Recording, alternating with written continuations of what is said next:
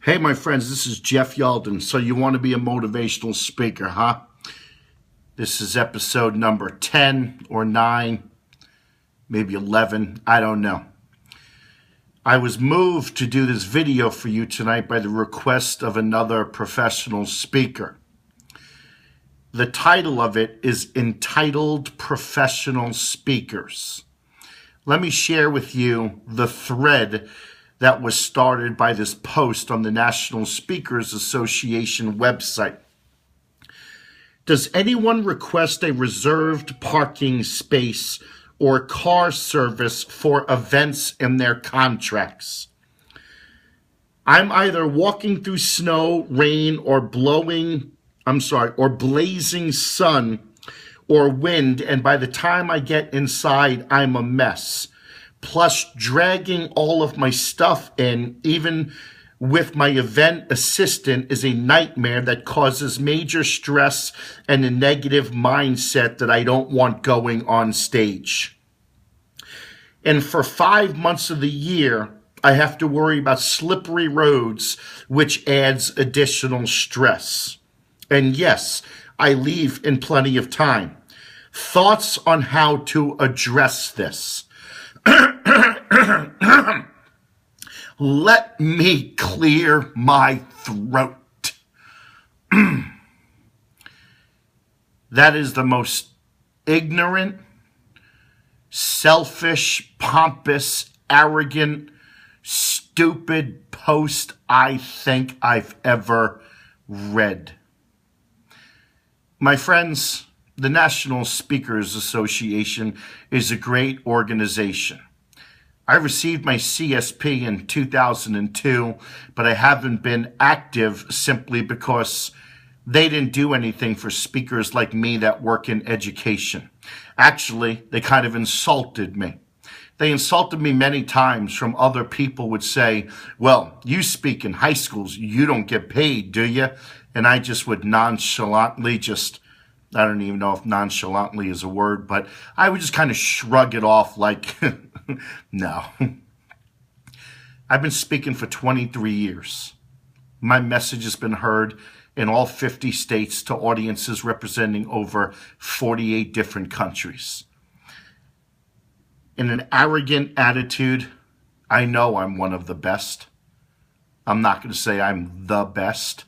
There are some dynamite speakers out there. There are some speakers that really suck too. The National Speakers Association is a great organization for people that are trying to find their way in the motivational or professional speaking careers. And the National Speakers Association is also a place for the good old boys and girls that think they're the best and they want to be looked at as the best. I'm not one to kiss anyone's ass. I'm not anyone to try and be part of the good old boy network. But I think having spoken for 23 years, I have a voice and I think that I have a right to use it.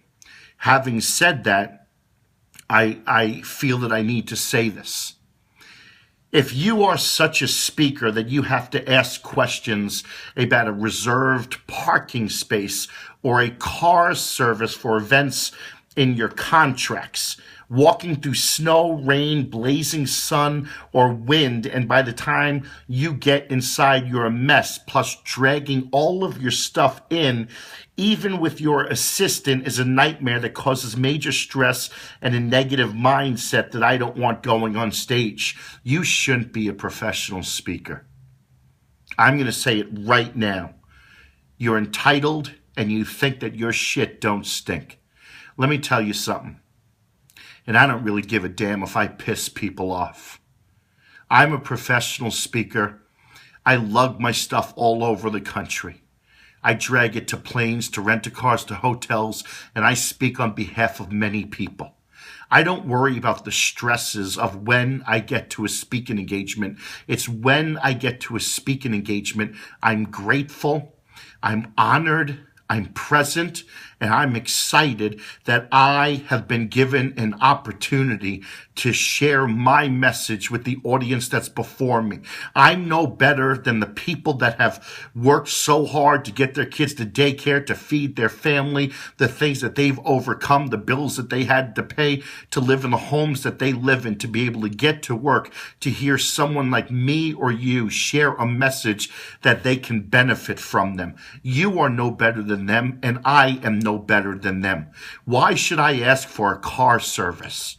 Why should I have an assistant or have people at the place where I'm going to speak bring my luggage in for me? Who the hell do you think you are? As professional speakers, I kind of look at it as if you're going to a concert. I went to see Toby Keith one time in concert. I like Toby Keith. I like his music.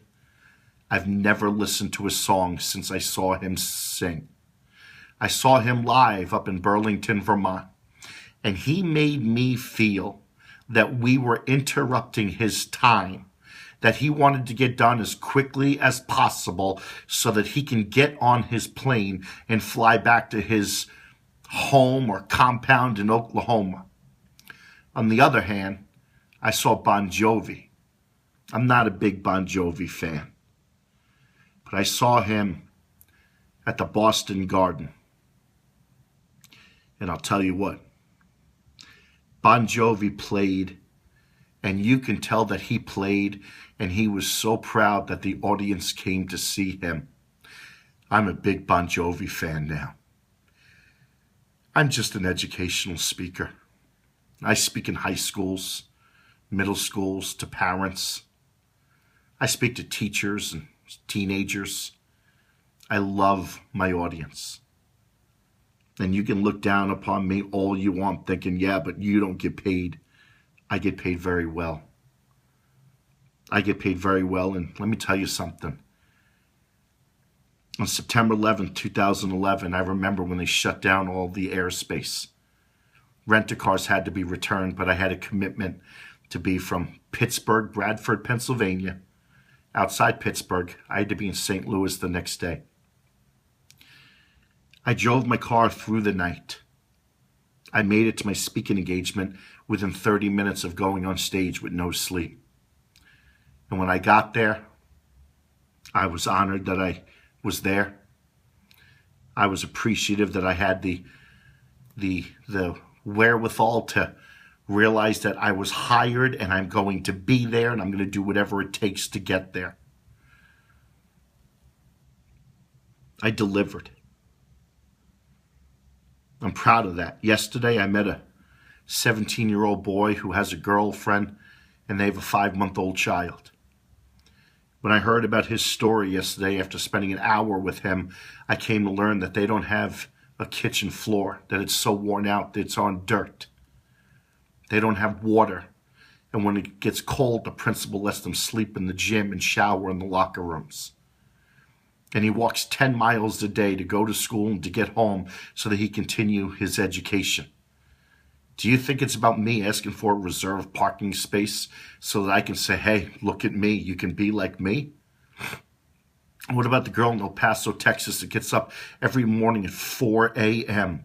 to cross the border? Whether it takes 10 minutes or 2 hours, she doesn't know, but she gets up early to come over to America because her family is still in Mexico, but she wants an education. I'm supposed to stand up there and say, look at me? I'm honored that I get to share a message to my audience that hopefully someday I can say something that inspires them to work hard to get to where I have gotten. It's been 23 years where I'm finally getting my second television show. As a celebrity youth speaker and a celebrity teen and family life coach, sometimes I got to take 3 flights. It takes me all day to get to a location to deliver a 2-hour program. And I got to take 3 flights the next day or that evening to get to my next destination. I speak over 140 times a year because I'm honored that people choose me over somebody else. And there's a lot of great speakers that they can choose from. Having said that, to all of my colleagues in the National Speakers Association or outside the National Speakers Association, you're damn lucky that you get to stand on stage and get a paycheck. You're damn lucky that a client picks you over somebody else. And if you're going to make it about you and you're thinking about your parking space or what color shoes or your beautiful hand gestures and all that, who's going to carry your luggage in because you don't want to get to the stage stressed, I'm disappointed that you're in this profession. I'm disappointed that you think that when you take the stage that it's about you, because it's not about you. Yeah, you might have a story. Anybody can have a story. You might be able to deliver it. It's talent to be able to deliver a story. But my friends, make it about your audience. You're there to touch their hearts. We're not there to make it easy for us so that we can deliver a message. If we want them to be great, then we have to share the struggles that we go through. You touch their heart, their mind will follow. And they're going to appreciate you being a hardworking speaker, being grateful to speak to the audience that's in front of you. I've rambled on long enough. Let's not be entitled speakers. Let's be professional speakers that realizes that we have an opportunity to speak to an audience that needs to hear our message. And we're just blessed with a gift. Thanks for listening.